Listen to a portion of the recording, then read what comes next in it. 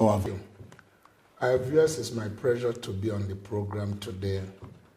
And I'll just simply say that life is not about what happens to you, but what happens in your mind. The reality is that if anybody have reason not to be successful in life, I have very good reason. Actually, I have good reason not just to blame people around me, but equally to blame God. And ask him, what did I do wrong that he took my father when I was 4 years old? So life was not fair to me. But I give a lot of credit to women, especially my mother, who is a very tough and determined woman. As a kid, my mother encouraged me to have absolute confidence in myself, because every vision have one believer, and you got to believe in yourself before anybody believes in you. People thought, it's being too optimistic, and why are you talking about yourself? Oh, you got it wrong. Even the Bible, Jesus Christ said, ye believe in God, believe also in me. You got to believe in yourself, otherwise nobody believes you. So that attitude and mindset was what kept me going. And I grew up believing that I would be successful in life, regardless of what life threw at me. Worked for my uncle from the age of 7 and worked for 7 years without salary. A lot of people have read the book of Robert Kiyosaki, a Japanese guy who wrote the bestseller, Rich Dad, Poor Dad. And the title of that book is Don't Work for Money, Work to Learn. Actually, it's Rich Dad, Poor Dad. But in between that book, Robert Kiyosaki said, don't work for money, work to learn. Many people don't know the power of knowledge. It's like a school in itself, apprenticeship was a university. So I worked for my uncle to learn street smart, to have knowledge about automotive component. And today I can tell you everything about internal combustion engine, the way it operates, with my third grade education. And I grew up knowing what to do, knowing how to handle things in life. The second thing about life is that once you believe in yourself and you are determined to go, the universe will conspire and make it happen. People talk about success. There's no success people achieved in life that you cannot find the background on the basis and principle of God's word. The death of my father introduced a new chapter in my life. So very early stage of my life, at the age of 14, I came in contact with the person of Jesus Christ in his power of resurrection. And that really gave me a sense of purpose why I was born. Before I turned 15, I wrote down things I planned to do in life, what I want to do when I'm 19, what I wanted to do when I'm 20, 21, 22, and the reality of life is that you make yourself when you are young. Quite a number of people wait and waste their youthful age, play TV game, watch a Nigerian home movie, and get into internet and, facing book and running up and down without a clear sense of purpose. When I became a Christian by 14, life became clear to me. So I had a vision who I wanted to be. And one of them is that I said, before I turn 20, I'm going to marry. It wasn't a culture that is people are familiar with in our place. My senior brother was there. I married before him. I married when I was 19 years plus. So today, this young man standing here has been married for over 40 years, or actually 40. This year will make it 40 years. September 23rd will be my 40th marriage anniversary. When I got married, I met a beautiful young lady in church that we all, our spirit connected with one another, and we're in love. We came together. Life has not always been fair. It was tough and difficult. But you see, it's good when you find somebody who trusts you, who believes in you, because also his parents thought he was crazy to hang with me and all of that. But I have a lot of respect for my wife because she's a visionary reader. Otherwise, she couldn't have seen anything in me because when I married her, my pocket was empty, but my faith was full. So she could see ahead of the time. I was driving a motorbike. I didn't have a car. Indeed, to the fact, before I turned, I didn't have my child. Part of my dream was to have a child by 20. But God has all the program work out because he doesn't want me to be distracted. By 21, I bought my first car. It wasn't a brand new car, but a Passat car with 3,000 kilometers. I fixed it, but I had a car before I turned 22. And before I turned 25, indeed, to my belief, I made more than $1 million by 24. The rest is history, because success grew like a wildfire. Once it ignited, you cannot say where it's going to end. So that's brief story about my 68 years of existence here on earth. You know, you can't tell the story of your life in a few minutes like we do, but just the highlights of it is what I've just given to you. But go ahead. As we were speaking, you mentioned an interesting subject about the school of life. Yeah. And we noticed that even science and our textbooks derive from the school of life. Sure. But many things about life are unwritten. Yeah. They are not in textbooks. That's right. And is it from the laws of nature, the laws, principles of success? Can you shed more light there? You know, a lot of people thought that the only place to learn is a four-corner wall. When you stay in a four-corner wall, it's just somebody tell you something and ask you to repeat it. So you just need to have a common sense to repeat it all over again. But you really learn by application. When you learn something, you never really put it into practice. You haven't learned it because it's only when you try it that you can be able to speak from conviction whether it really works or not. So life in itself is a school. And every place anybody has been in life is a school. It's whether you have mentality to learn or you think school must be confinement of a certain place. Sometimes I deceive people and tell them I'm not educated, and some guys who are fools actually truly believe it because they thought that education is about speaking grammar. Okay? That's part of it, but I can tell you, if you cannot organize your thought into productivity, you are not educated. That's how Henry Ford described an educated man. He said, who is an educated man? He said, an educated man or a woman is a man or woman who can organize his thought into productivity. People wondered why, when God created the world, there was no rain. God didn't make the world to be beautiful as it is. If you take the greatest manual for human success, which is the Bible, you see Genesis chapter 4, verse 2. The Bible said, it has not rained in the face of the earth. The earth was created. There was rock, full of rock. There's no beauty. God never allowed any tree to grow on the seed because it has not rained. And we need to begin to wonder, why has God not let these things to grow? The real truth is that God created a man to be a manager. And God's incentive to creating man was to be able to get a man who could manage things. And Bible said there was nobody to till the ground or to water it. So God's incentive of creating a man is to be able to keep the beauty of nature. So when he decided to create a man, he caused it to rain.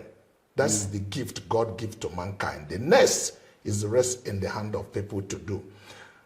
When we talk about real life, people don't understand that management is a key to everything we do in life. God created a man and woman to be a manager in the face of the earth.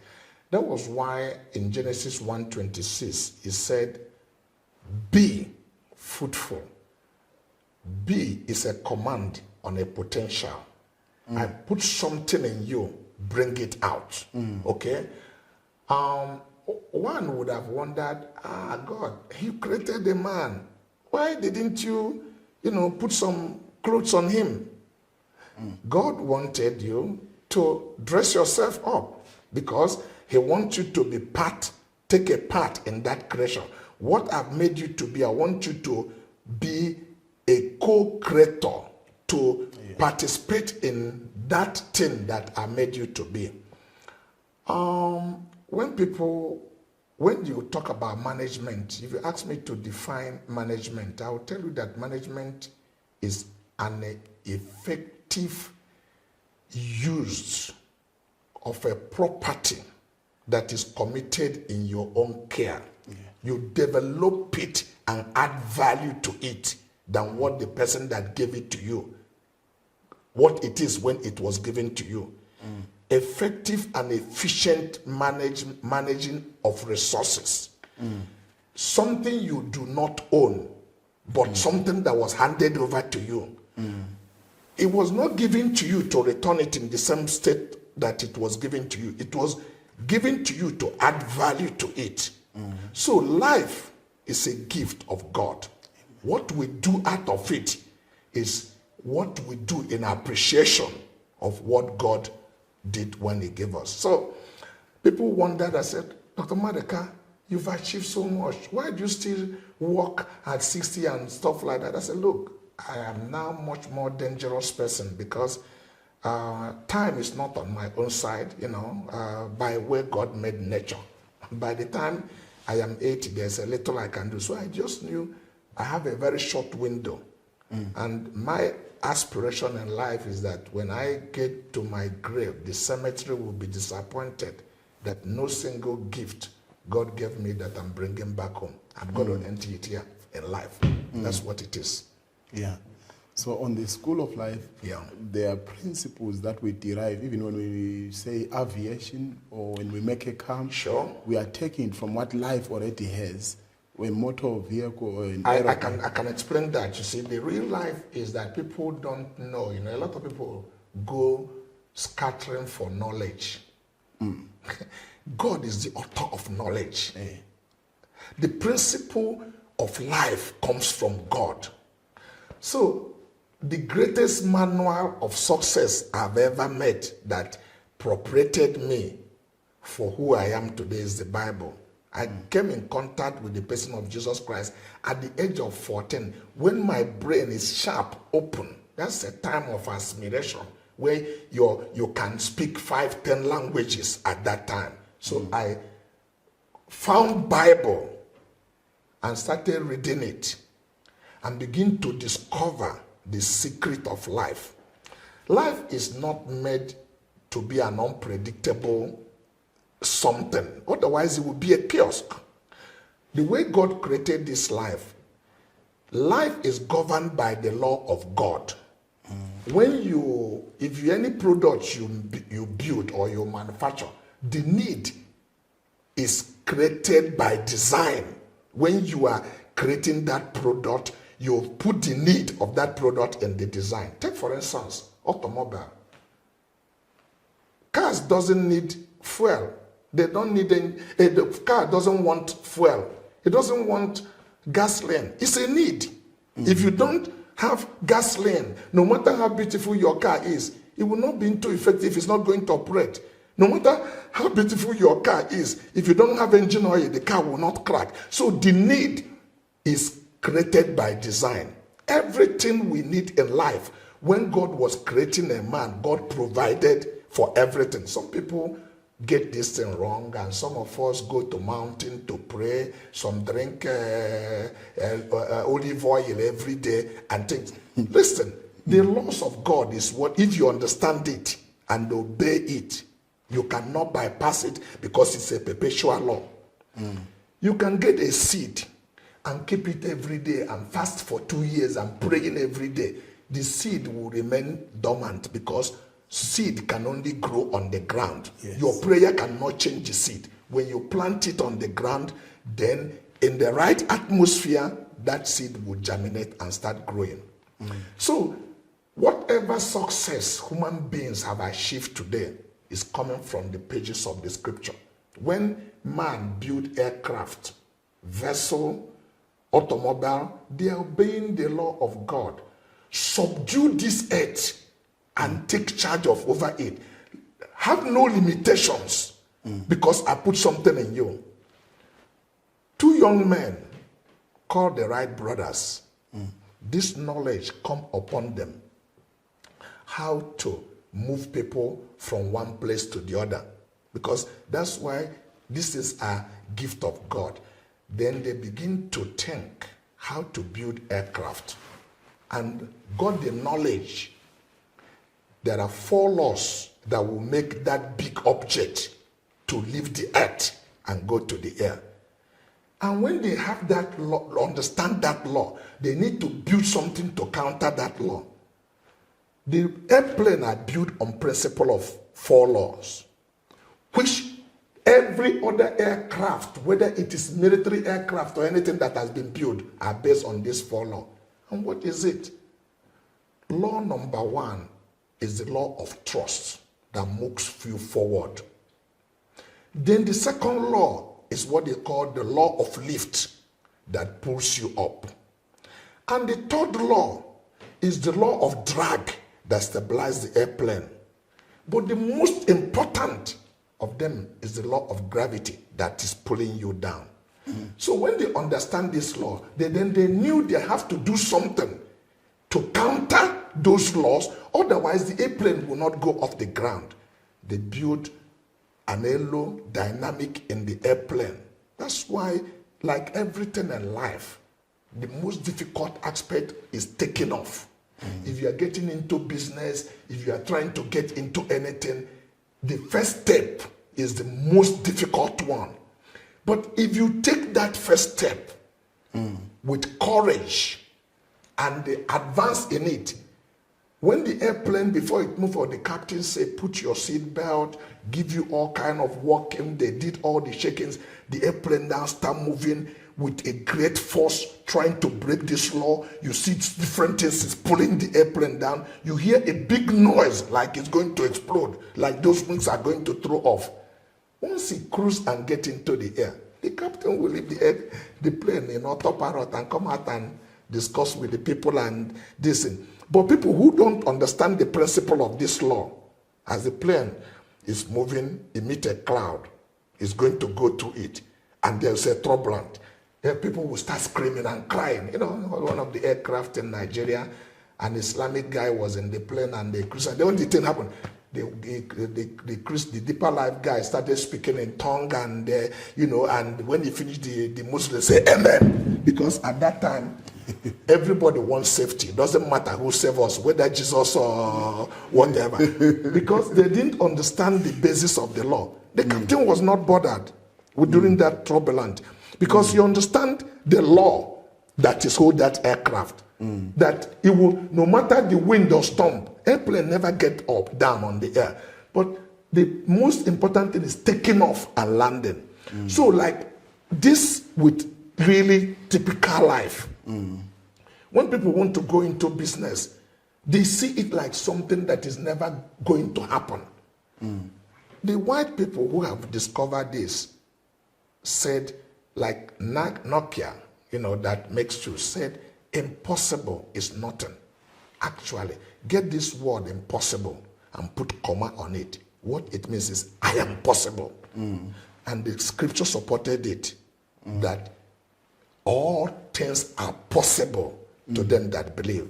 So what a man needs is vision to succeed in life, faith in your vision, and courage to act. Courage is not an absence of fear. It's the ability to act in the face of danger. Okay? When you truly have a vision of who you want to be, your vision takes you over. And every other thing will line up into that thing. When I wrote down the things I wanted to do. Taking decision become very simple for me in life, because whatever attractions that come in life, I put them on that vision to know whether that thing is going to help me achieve that vision that already happened. So if it's not going to support that vision, I'm not struggling making decision over it, because I know it's counterproductive to the goal that I set myself. You doctors will tell us that the greatest enemy for health is stress. And stress comes from decision making. When you don't know what you want in life, you are stressed up. Yes. And as you are stressed up, you are tearing yourself down. So when you have a vision, a man with a vision have narrow mind. In other words, his decisions are complex. He's very focused.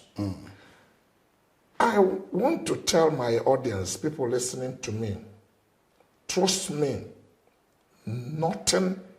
any goal you set yourself to achieve, nothing you cannot do if you truly believe in your vision. It sounds like, cliche, you had this often and time. I mean, anything is achievable once you are convinced that that is the way you want to go. And I am a real life example about what I'm saying. So it's not that I read this in a book. Nothing happens to me that why people think life is an accident. Life is not an accident. It's about choices we make. And these choices, we are entitled to our opinion. You can decide and say, I am nobody. Life gave me no chance, no opportunity. But when my uncle in 1976 counted 200 naira and gave me, which is like, $1 or whatever you call it, my senior brother said I should leave it and let us go home. I asked him, do you have anyone to give me when we get home? He said, no. I jumped up. I was excited. You know my excitement? That today I am not under anybody's tutorage. I can do with my life what I wanted to do. All the goals I needed in life I can achieve. So I can make decisions for myself. The death of my father became an opportunity for me, because I started making decisions very early stage of my life. People, you don't wish the things to die. Many children who came from a wealthy family, because their parents make decisions for them, they stand at the borderline. They call their daddy or mommy to decide whatever they do. I started making decisions when I was 4 years, 5 years, and I knew if I fool around that I'm going to pay for it. So I was very focused and set a goal for myself.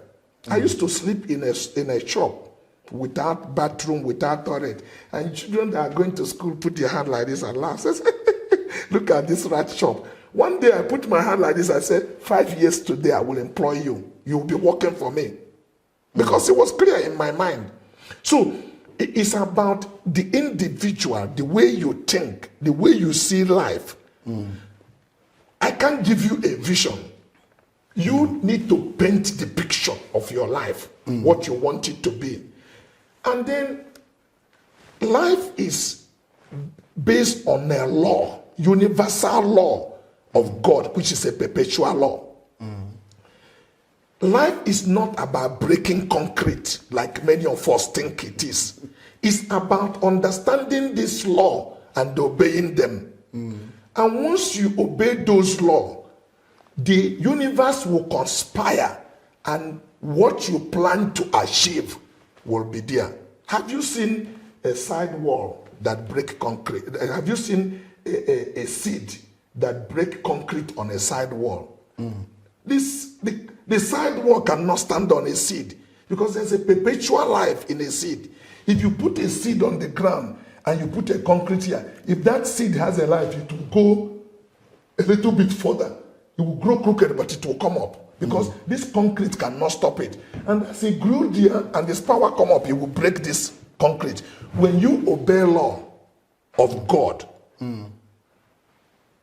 obstacles in your life give way, because they cannot stand against those principles of the law that you have obeyed. they will go give way and things will work the way it is. So this is my experience about life, that it's not as hard as many of us thinking. But the only thing is that by nature, in our mind, we abuse ourselves. You doctors will tell us, and it is real.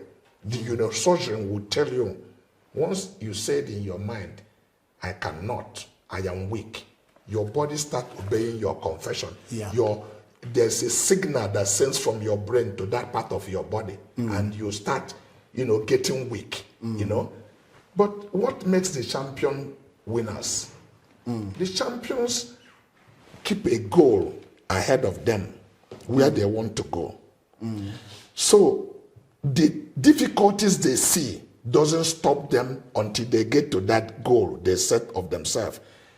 They get up early in the morning to go and jog when the weather is frozen, but they are not stopping because they are targeting that Olympic gold medal. And you cannot go to Olympic as a spectator and want to come back with a gold medal. So if you really want a medal, you must play in the game. Yes. So in the game of success, we play by one code and by one rule. The code is that learning is everything, but acting is the most important thing. You got to be in that game and play it by the rule. You must have service mentality. Money is a reward of the solutions you provide. You are not rewarded by the problem you cause. You are rewarded by the solutions you have. So when I see people in Zimbabwe, in Nigeria, in Africa, are only praying that money will fall down from heaven, somebody has deceived them. God has kept problem in Zimbabwe, in Nigeria, for you to provide solution to it, and the solution you provided will reward you. Money follows service. Money don't like me and hate you. He doesn't recognize our face. That is the rule. He doesn't know who is a white man or who is a black man. If I provide solution, that's why I tell people, don't go and sell things to anybody because nobody wants to buy from you. If you want money to follow you, you learn how to provide service. If you can give somebody what can help him achieve result in what is there, he will reward you with money. So service mentality is money following you. My mother sent me out to sell cake beans when I was 7 years, and I'm providing service. I go to people's house to give it to them. A man, all of us may have heard the story of it, very famous today, hear about Kentucky Fried Chicken. That man tried all his life working for people without success. Finally, he was sacked at his job at the age of 65. He attempted committing suicide. But he was under a tree, and a thought came into him. What do you know you can do best? He said, I can fly chicken. So you know you can fly chicken? He said, yes. It's people who discover the call of God in their life. Because a lot of people thought you cannot be successful until you become a doctor, until you become a lawyer. It's no single person have it all. If you focus on the things you know best to do and do it better than any other person, you write your success story doing that thing. But statistics prove that we make ourselves when we are young. Your chances of success is much more better between the age of 16 and 26. Actually, by 29, 30, you're on a borderline. So you make yourself when you are young.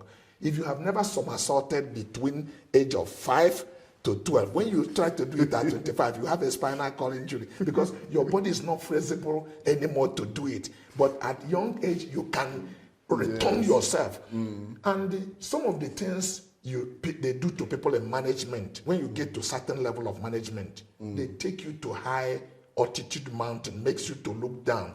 All these things is to imbibe courage in you. As a child, death doesn't cross your mind. If you see what I did in bike when I was the age of 11, I was driving motorbike. I will climb in top of a moving object, remove my hands on it, not on the footrest, but on top of the seat. These are where courage came into me. Death doesn't cross my mind. It's a secondary thing. Those things you can only do when you are young. By the 25, you started valuing life so much, you are too much afraid to take risk. But life is full of risk. If I laugh here, I'm risking looking stupid. If I try to help you, I'm risking taking advantage of. But if you are not willing to risk anything, you've risked everything. So when people say, I don't want to take risk, then forget about success, because it doesn't come in that way. They say high risk, high return. High return, the more risk you take, the more you are rewarded. But you were talking about focusing like a laser beam. Yeah. You talked about the forces of nature and forces in life. Yeah. How the aeroplane has to struggle against the forces around it. Yes. So definitely you may have met a thought of giving up somewhere. Yeah. Where adversity was too much. When the seat is pushing through the concrete, there's a lot. You can have your worst day in life. Of course. Where you say, I will never rise from this, but there must be a low somewhere. How do you rise from there? Okay. The real truth about life is that when we tell a success story, it appears that we are angels from heaven and we were born and money was on the street and we are picking it. Anybody who is telling you that story is telling you a cock and bull story. There's no realities of it. Okay. Rising and falling is the way life is made. And that's why I say people that are afraid to take risk never get anywhere in life. As a matter of fact, the only way to learn to walk is to fall. When a child said, I don't want anybody to laugh at me. I'm going to sit here. When my leg is strength, I can just get up and start to walk. That child will be a learned child. He will never walk in his life. So rising and falling is the process of life. That's God is inherent. The way God make man, because by your falling, your legs are strengthened and you begin to really master how to walk. So you rise up and fall, then you crawl first of all. You rise up and walk, and then you start running. You don't bypass this process. Like let me digress a little bit on the things I was saying, because I left a thought that I wanted to say. When you see white people do everything they have done in life, as again I'm showing you, that the only thing that is original is God. When you see automobile today, people say, people have built a motor and people have built airplane. Airplane is built by the concept of the bird. Automobile is built by the concept of animal. Many of you don't understand why they say this car is 12 horsepower. It's from the horse and buggies, the horse, they took it. But because a man cannot create like animal, in the nature of God, they try to recreate and imitate God. So in the car, they give the car 2 headlights, which is your 2 eyes. They give the car the waste pipe, which is where you also remove things. They give the car kidney, which is the same kidney. In your car, you use water in your body to live. They also put water in the car. But they couldn't make blood because they are human beings. So they created engine oil as a pump. In your heart pumped. In the car, there's what is called oil pump. If the oil pump ceases, like your heart fell, you die. That's how the car knock engine. Now, your head, the cylinder head of the car is your head. If you run temperature, if there's no water, what happened? You will get stroke. If the car don't have water, around temperature, it will get stroke. The cylinder head will crack. The same thing that with human being. So the same concept they use in aeroplane. So only God is original. But when man try to imitate God, because God's concept is to make man to be an amateur God. Actually, if a goat give a bat to a goat, what will he give back to? A goat. If a monkey give a bat, what will he give to monkey? To a monkey. If a giraffe give a bat to a giraffe, what would it be? A brajad. Man was not made in the image of man. Man was made in the image of God.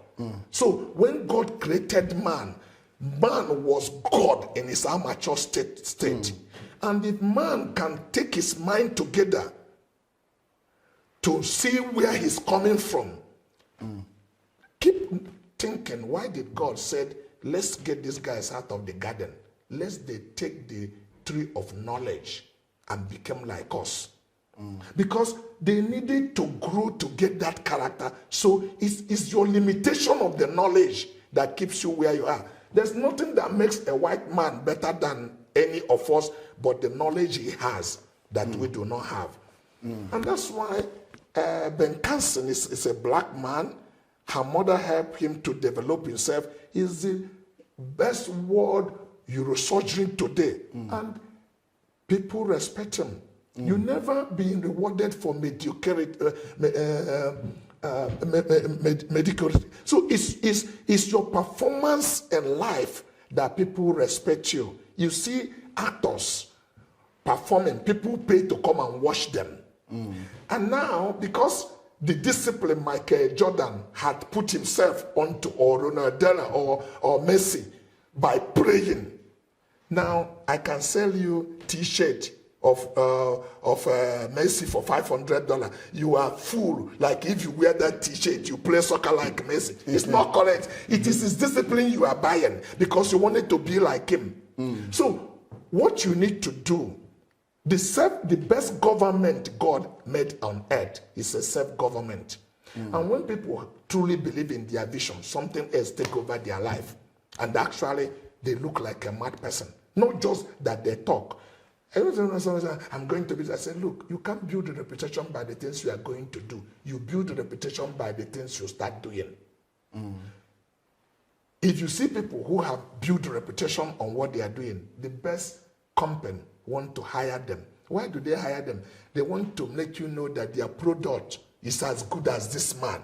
But it is that person who believed in himself and went ahead and developed himself to become who he become, then that company uses his name to sell their product. Bringing you back to the automobile example that you gave, how they imitated the state of a man, the anatomy of a man. The automobile has the mechanics and dynamics. So business and religion also has mechanics and dynamics. Absolutely.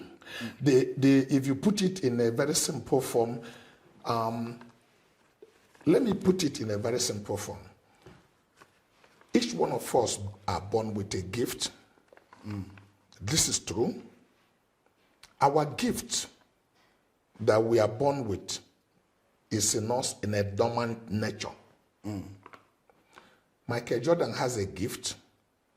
If I am born to be a seer, the first thing I will do when I am in life is that I see. It's not what I do that made it. When mothers are very observant, when their kids are small, you will see the gift that child is born with. No single person that is born on earth that is ungifted. It's like the color of your eyes. God is so supernatural that after he make you or make me, he breaks the mold. No two single people are the same. And that's why till today, when man discovered it, even two identical twins, their fingerprint is different. So if you truly appreciate your personality, that you are very unique and you were made in a special way, and begin to believe in yourself in that way. If a mother observes a child that is born to be a chef doesn't need to wait till he becomes 20. At the age of 4, where there is no influence over that child, the child starts expressing who he is. You see that child, he will go and start putting sand together and like behaving like he's cooking. You see the one that is born a doctor, he start putting something and touching somebody else. By the time you are 11, 12, the environment start putting asphalt on your body. Oh, to become a doctor, you make money. To become an engineer. And you see somebody will go, his father is a doctor, he wants his son to become a doctor or a lawyer. He will go to school and learn law, but he will not win one case in court and is a professor of law. You see a child that is operating in his gift, he will tear a professor of law down. So the point I'm trying to say is that parents can do a whole lot to help to discover the gift that is in the children. When you operate in your gift, you don't work with stress. it's like fish to water. It's natural. It comes instinctively, the things you do. I have met situations in life where everything I have learned cannot bring a result. But something within me, that is your intuitive approach. These are the real thing about the doctors. But somebody who has gone to school to learn medicine, he will open the heart. He find out that was not what he expected. He said, where is professor? Bring the book. What did they say we will do to But that person, untaught knowledge will come unto him and say, this is what you are going to do. Because you never met that situation. And that's people are beginning to say he's a genius. Okay? So those things are things we are born with. But in spite of those gifts, you have to apply yourself in the things you do. You look at some of the best soccer, they don't just stop when the coach go. It's when the coach left that they start practicing. So a student that goes to school and closes his book once they finish his school is not a very good student.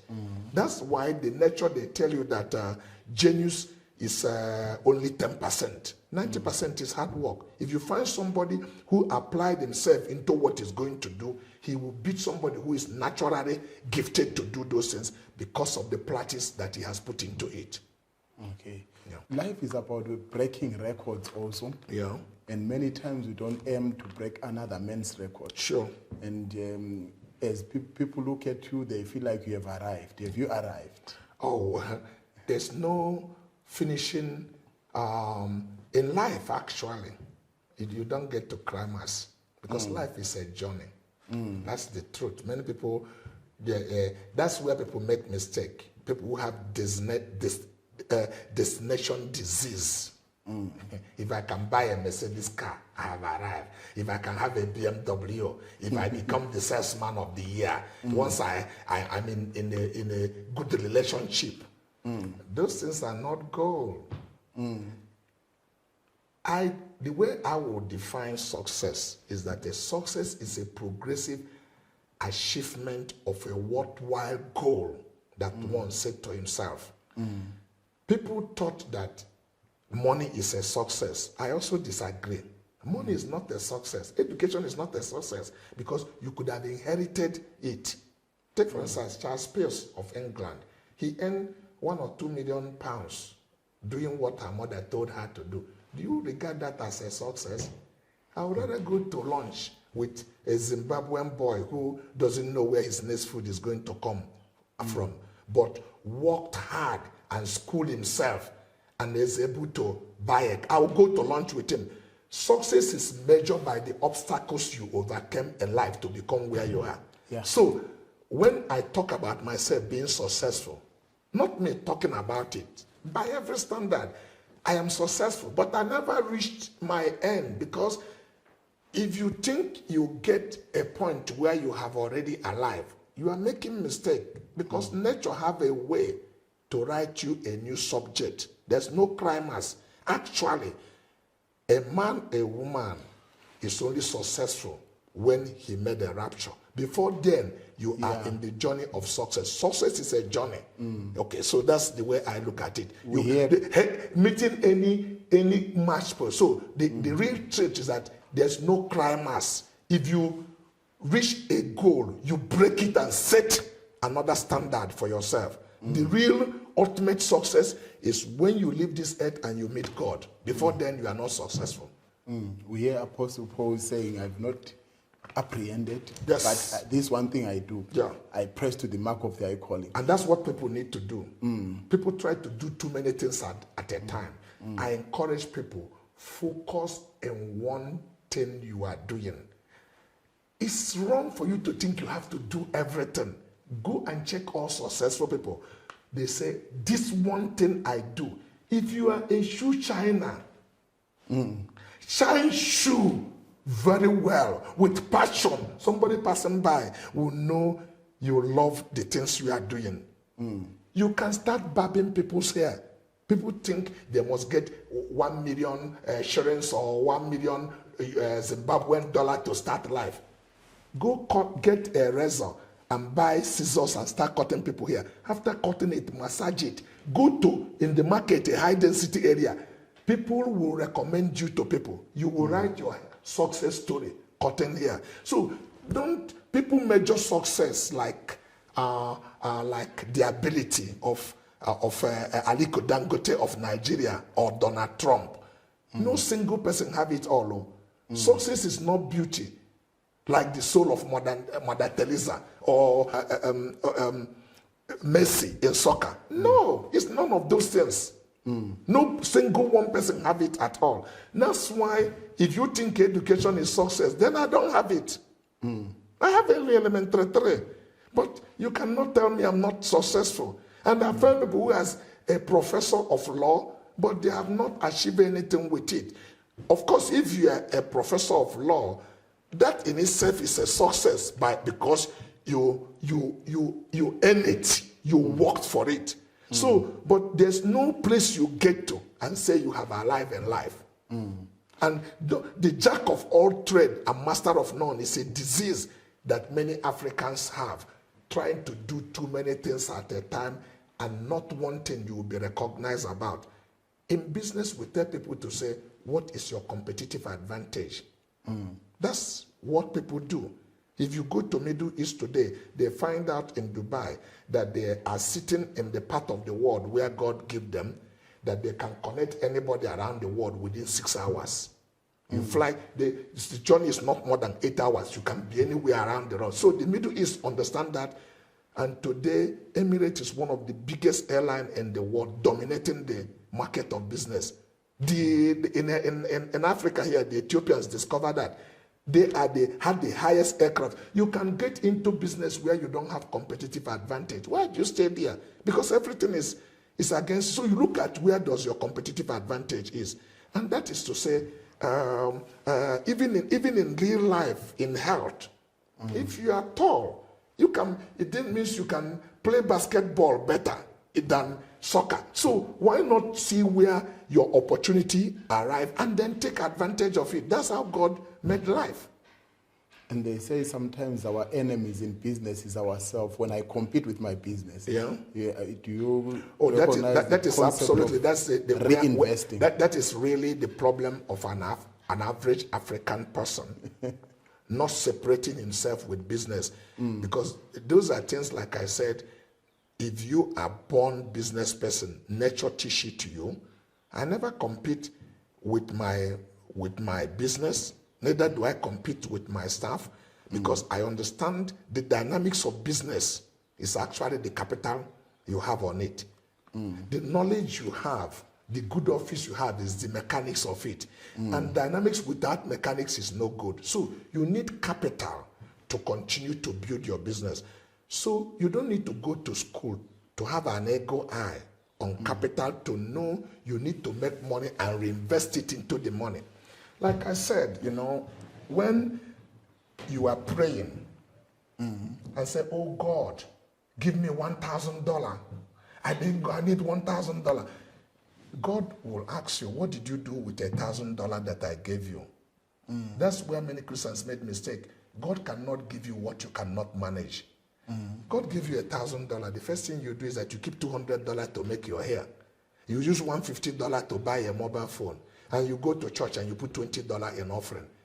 If you are God, will I give you more money? Because you don't know how to manage resources. You've not deployed that resources to make me feel proud that I gave you this property to manage. I didn't give you the property to manage it down. So God only gives you what you can manage. You can say anything you like.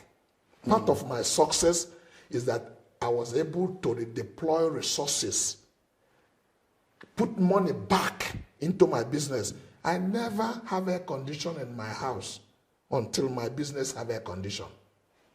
I never live in any luxury because the business is like a bird that is bringing me food. So why do I have to go pick because I am hungry? I'll cut the leg of the bird to eat. Tomorrow I will cut the wing. The next thing is that I'm going to die. So no matter how difficult situation is, I take my eyes away from my capital. Actually, I tell young people, The basic principle of business is that when you are going into business, whether it's buying or selling, give yourself opportunity to get some management skill. I didn't learn this in university, but some of us are naturally gifted to take it. When my boss settled me, I bought 4 books. It's an exercise book. You can buy it anywhere in the market. One of them is, I call it expenses book. One, I call them sales book. One, I call it purchase book. One, I call it profit book. So if I go to any place to go and buy things, I enter 1,000. I drink mineral. I record them. So I can tell you every day how much I spend. I don't just put money in my pocket and spend money. I want to hold myself accountable. Actually, the best government on earth is self-governance. It's not, life is not made for some people to registrate to you how to live and vote on the time you will eat in the morning and the time you will go to toilet. God left all of those things in your hand. You decide it. So I hold myself accountable. I know how much I spend. So if I'm going to, like I'm living in Bulawayo and I'm going to Harare to go and buy things, I'll record how much did I take for transport, the taxes I had. When I come back, everything I bought, I correct the receipt. I don't want to buy it without having a receipt. I come back, I take that receipt, I bring my purchase book. I record 10 tins of milk, $2, total $200, 50 pieces of loaves of bread, $5, $250. I'll record them, so I keep it. I know on the 15th of August, these are the things I bought. Anybody who comes to my store to buy something, as I'm selling it to you, I am issuing an invoice for you. You may not want it, but I'm recording it to keep my own knowledge of what has happened. You bought 2 pockets of milk, you bought 10 loaves of bread. When you leave, I go to my sales book, record it, 10 tins of milk. Maybe I bought it to $2, I sell it to you $2.50. I've written $25. This. So by the end of the day, I take that expenses book, sales book, purchase book. I will record it. I have another book called profit book. So I wrote, today I made $4,500. I minus my expenses $500. I know my net income today is only $3,000. Then I get that thing I call stock book. I go to where I write bread. I will subtract 10 pieces that I sold. So I can tell you at every given time how many bread that's supposed to be in my store. If my boy stole my bread, I'll tell him, look, you need to find it because on the 15th of January, we bought only 50 pieces of bread and our sales has shown. And what this means is that at the end of the day, before I go home, I balance my operation. What do I mean by that? The sales that I recorded, what I sold, must agree with the cash that are in my drawer. If my sales is recording 50,000 and I find 75,000, I need to find what happened because I know 25,000 doesn't grow wings to enter into my record. And if there is something I have sold that I did not record it, that thing will be lost because I need to have recorded that I sold it to be able to subtract it from the original quantity. So the people that works for me or myself will be able to give you an account every time how many pieces of. Today is much easier with computer, but we did all of this since manual. Today you can have a software that once you are issuing the invoice, it's subtracting it, it's putting the profit for you. So with a laptop today, you can manage all of those things much, much easier than our own time. And that's how you can be able to pay your tithe, which is part of the law of God for your progress. So if you don't keep this record, how do you truly know whether you make money or you are making loss? How then do you take business decision where people come? In Africa, once you start doing well, all your neighbor, all your cousin, all your uncle, everybody come and think this is a Father Christmas, that this is another, to come and take money from you. So how do you deploy resources when you are not sure what you are making? People can come to my place and cry, oh, unless I have earned money, I never spend any money that I do not earn. When I started building capital, I started employing people with PhD, people who go to university to read master's degree and all of those things to work for me. I would travel with them, and then we enter a store. I see one of my staff buying a shoe of $500. Why do I need to compete with them? I just look at the shoe. If it fits me well, if it's $45, I put it because I need cash to keep stock in the warehouse. He has a certificate. If I sack him, he take it to go and look for a job elsewhere. So I can't compete with him because I am the entrepreneur. An entrepreneur is a very disciplined individual who is an optimistic person and who knows how to earn money and retain the money back into his business. That is what is different between you and every other person. Actually, a lot of people want to be entrepreneur, but they are not because they don't follow the rule and the law of entrepreneurship. Within 1 year or two, it shows in their business, they close shop. It's not that they could not succeed, but they are not obeying the law of that business. We play by one code and by one rule.